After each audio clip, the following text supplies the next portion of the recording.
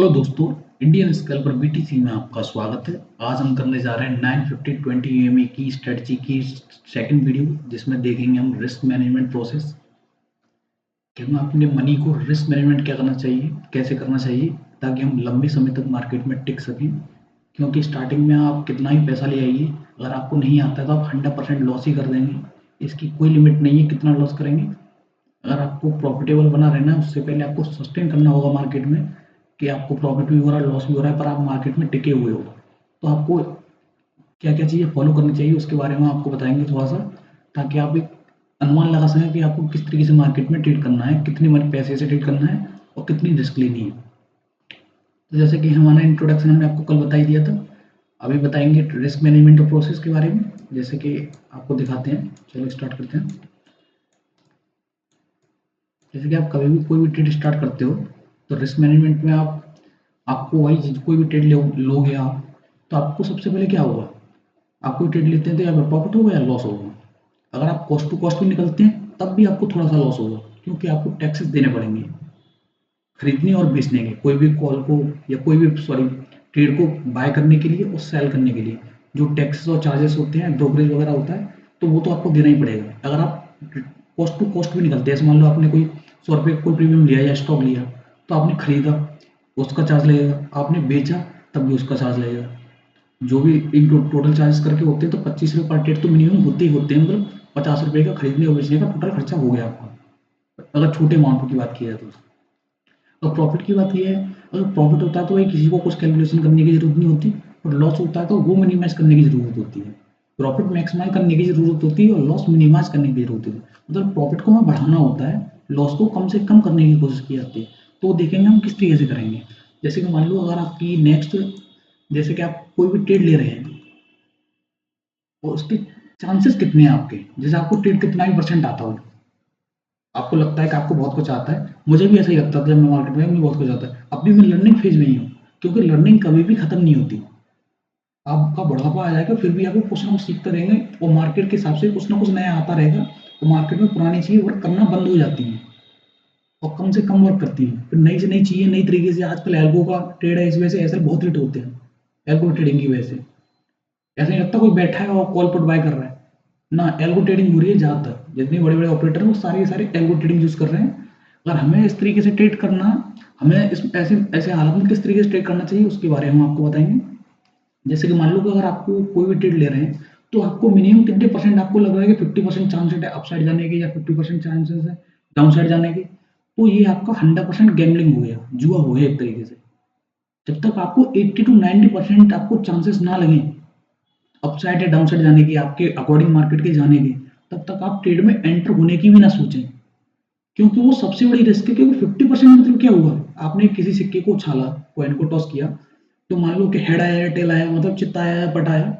अगर आपको भाई, ये तो प्रोबेबिलिटी ऐसी होगी कि या फिर आप जीतोगे या फिर 100% हारोगे।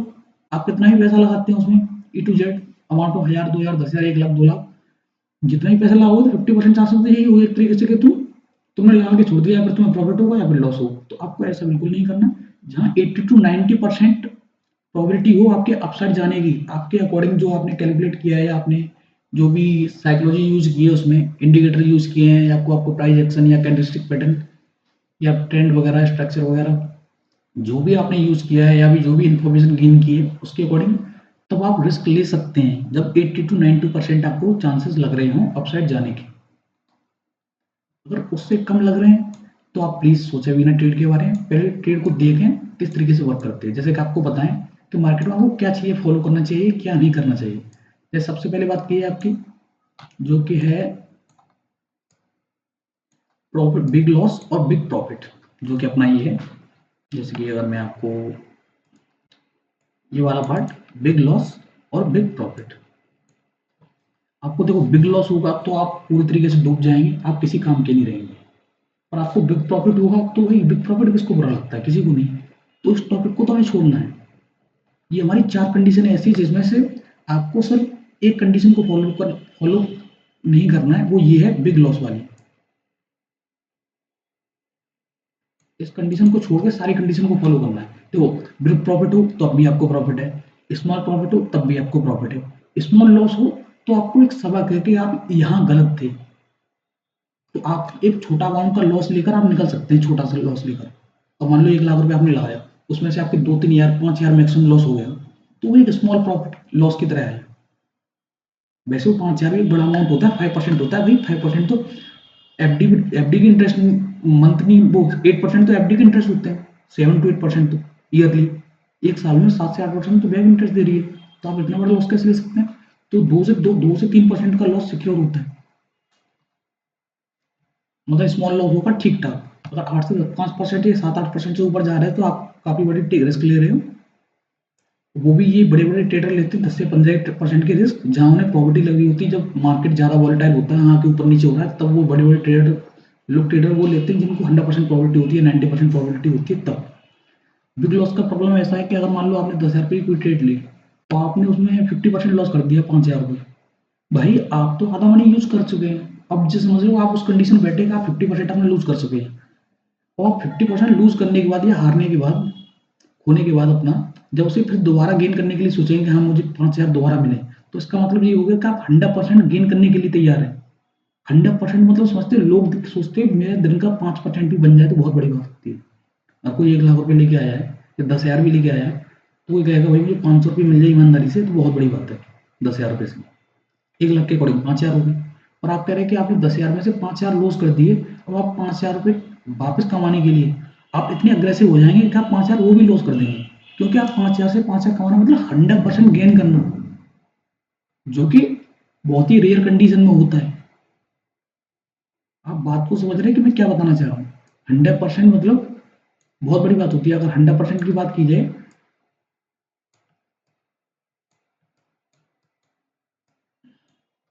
तो भाई बहुत होता है 100%। अगर मैं बात करूँ आपकी 100% के अकॉर्डिंग, तो आपको ऐसी ट्रेड नहीं लेनी है। आपको रिस्क लेना है 5% मैक्सिमम, इससे ज़्यादा रिस्क नहीं लेना कितने भी अमाउंट पे। 5% के हिसाब से रिस्क लोगे तब भी आप हर बार 5% के रिस्क लोगे तब भी आपको 20 ही चांस मिलेंगे, बस 20 से चांस ज़्यादा नहीं मिलेंगे। अब मान लो 100 रुपये के हिसाब से आप ट्रेड कर रहे हो, 5% उसका आपका हो गया 50 रुपये, सॉरी 5 रुपये, 5 रुपये हो गए। तो आप 5 रुपये की हर बार ट्रेड लोगे तो आप सिर्फ 20 ही ट्रेड ले सकते हो। आपके 100 रुपये 20 ट्रेड में निकल जाएंगे, बल्कि उससे पहले निकल जाएंगे, क्योंकि आप टैक्सेस वगैरह दोगे तो प्रॉब्लम हो जाएगी। अगर मान लो बड़े अमाउंट के हिसाब से 10 हज़ार का भी संभालते हैं, तो 500 रुपये हर ट्रेड में लगाते लॉस लेते हो आप, कंटिन्यू आपको लॉस हो गया तो प्रॉब्लम होगी। अगर हाफ में भी आपने लॉस किया और हाफ में भी प्रॉफिट किया, तब भी आप ज़्यादा लॉस में रहेंगे। क्यों? क्योंकि मान लो कि आपने 5 हज़ार का लॉस किया, 5 हज़ार का ही प्रॉफिट किया, तो आपको लग रहा है नहीं बराबर में रहेंगे, नहीं। जो टैक्सेस चार्जेस रहेंगे वो आपके काफ़ी ज़्यादा हो जाएंगे। 50 रुपये के हिसाब से अगर आपने 10 ट्रेड भी ली, तो 500 रुपये आपके तो कम से कम टैक्सी चार्ज हो गए, 500 से 1000 रुपये तक टैक्सी चार्जेस हो सकते हैं आपके। तो कोशिश करना आपको बिग लॉस छोड़ना है। आपको स्मॉल लॉस है उसको पकड़िए, जो अपना स्मॉल लॉस है इसको देखिए कि कम से कम हो। अपना एक मैं बताऊंगा किस तरीके से आपको लेना है, स्मॉल प्रॉफिट हो, और आपको कम से कम कितने रेशियो में लेना चाहिए। हमें ये नहीं देखना चाहिए हमने 10 हज़ार रुपये लगाए तो हमें 10 हज़ार रुपये मिल जाए, या 5 हज़ार मिल जाए, या 3 हज़ार मिल जाए। ना भाई ना, ऐसे नहीं होता मार्केट में। मार्केट में होता रेशियो के अकॉर्डिंग। वो भी किसके रेशियो के अकॉर्डिंग? आपके एसएल के रेशियो के अकॉर्डिंग। मैं भी इनिशियली मार्केट में जब आया था मुझे लगता था कि मैं 10 हज़ार रुपये लगाए, मुझे कम से कम 5 हज़ार मिले तो मेरा 50% का प्रॉफिट हो जाएगा। भाई 5 हज़ार कहीं से नहीं मिलते, वो सिर्फ वही लोग कमा सकते हैं जिनको मार्केट में अच्छा एक्सपीरियंस है, तो वो गवाते भी बहुत है। तो आपको स्मॉल लॉस लेना है, स्मॉल प्रॉफिट लेना है, आपको बिग प्रॉफिट लेना है। आपको अगर ट्रेल करना आता है तो, और आपको स्मॉल प्रॉफिट हो रहा है, तो आप कॉस्ट टू कॉस्ट आ जाइए। ऐसे आपने कोई चीज़ 100 रुपये की ली, अगर वो 110 की हो गई है, या 101 की या 2 की हो गई है, आपने 98 रुपये का लॉस लगाया एसएल, तो आपको 98 के एसएल का ये है, फिर आपको 100% पे आपको वो अपना एसएल लगाना चाहिए, ताकि अगर मार्केट रिवर्स भी आए तो आपने जहाँ खरीदा वहाँ निकल जाए, सिर्फ आपके टैक्सेस चार्जेस कटें। अगर 105 भी पहुँच गई तो आपको 102 के आसपास, या जो भी स्विंग ट्रेडिंग होती है, स्विंग मिलता है आपका, उसके नीचे अपना एसएल लगा सकते हैं, जिससे आप एक अपना प्रॉफिट सिक्योर करते हैं। मार्केट बढ़ती जाए और अपना प्रॉफिट ट्रिल करते हैं, ऐसे उस तरीके से आप बिग प्रॉफिट गेन कर सकते हैं। आपको सिर्फ ये कंडीशन छोड़नी है बिग लॉस वाली, बाकी आप ये तीनों कंडीशन फॉलो कीजिए, आप अच्छे रास्ते पर रहेंगे, हमेशा सिक्योर रास्ते पर रहेंगे। नेक्स्ट बात कीजिए अपना, इसमें जैसे कि आपको कुछ एग्जांपल्स के तौर पर बताऊं मैं आपको। जैसे आपके पास 1 लाख रुपए हैं, तो आपको इसमें मैक्सिमम लॉस कितना लेना चाहिए?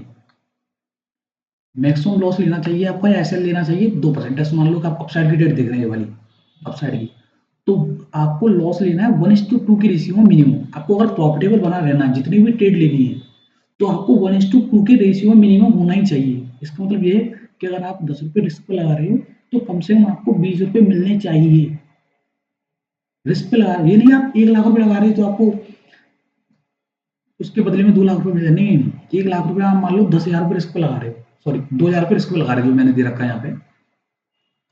आप 1:2 का ये मेथड देख रहे हो आप यहाँ पे। अगर आपने ये वाला 1 लाख रुपये लिए, आपने ऐसा लगाया 2% का, जो रेड वाला एरिया है, ये वाला जो कि आपको यहाँ दिख रहा होगा, ये वाला, तो ये अपना एसएल हो गया, ये रेड वाला, ये हो गया हमारा 1:2, मतलब ये हमारा एसएल है। कितना बड़ा है ये आपके अपने चार्ट के अकॉर्डिंग, या फिर कैंडल के अकॉर्डिंग, जो भी आपका प्राइस एक्शन बन रहा है, आप कहाँ भी ट्रेड, जहाँ भी ट्रेड ले रहे हैं, तो आपका 2% हो गया ये। मतलब आपका सॉरी एक तरीके से एक रेशियो हो गया, ये आपका एक हिस्सा हो गया ये, आप क्या आप अपना इतना एसएल ले सकते हैं, आप इतना लॉस ले सकते हैं। तो आपको मिनिमम कम से कम इसको प्रॉफिटेबल बने रहने के लिए आपको इसका 2 गुना प्रॉफिट चाहिए, जो कि है अपना ये वाला हिस्सा।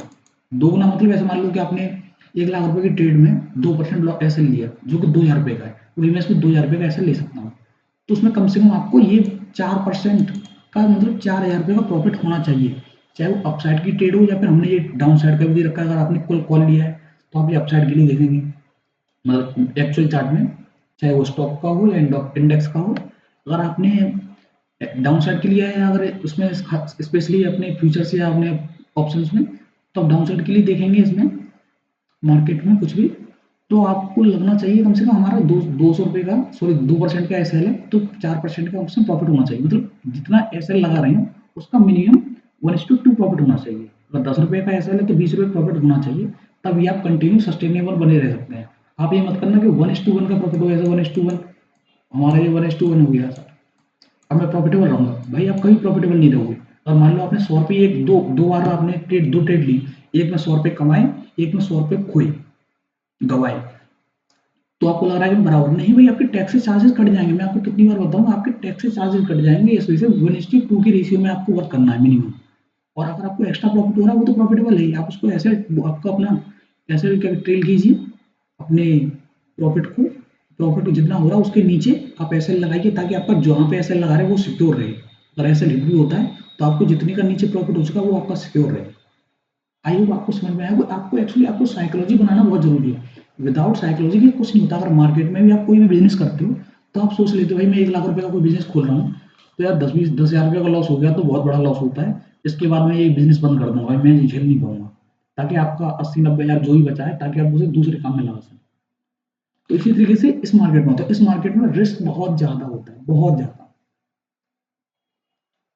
जिसको नहीं आता उसके लिए तो 100% रिस्क होता है। तो प्लीज आप पहले सीखिए कि कहाँ आपको कितना रिस्क लेना है, किस कंडीशन में लेना है। मैं आपको A to Z बताऊंगा, रेशियो के अकॉर्डिंग चार्ट पर बताऊंगा कि कहाँ लेना चाहिए, कितना लेना चाहिए। तो आप हमारे साथ ऐसी इसी सीरीज बनी रही है। आपने पिछली वीडियो में भी अच्छे व्यूज आ रहे हैं मुझे, तो आई होप आपको अच्छा लगे। तो हमारी वीडियो को लाइक कीजिए, चैनल को सब्सक्राइब कीजिए। मिलते हैं नेक्स्ट वीडियो, और मैं कोशिश करूंगा जल्द से जल्द, ज़्यादा जल्दी जल्दी वीडियो बनाने की, ताकि इस कोर्स को जल्दी खत्म कर सकें। इसके बाद हम नेक्स्ट कोर्स लाएंगे स्मार्ट मनी कॉन्सेप्ट के ऊपर। एसएमसी है, वो काफ़ी बेहतरीन कोर्स है। अगर इसकी ये कंप्लीट हो जाएगा, तो आपको एक बेसिक स्ट्रक्चर मिल जाएगा कि आपको मार्केट में ट्रेड किस तरीके से करना है। फिर आप बड़े बड़े ट्रेड को आप कैप्चर करने की कोशिश कर सकते हैं एसएमसी के थ्रू। तो आई होप आपको हमारी वीडियो अच्छी लगी होगी। तो प्लीज़ चैनल को सब्सक्राइब कीजिए। मिलते हैं नेक्स्ट वीडियो में। आज के लिए धन्यवाद।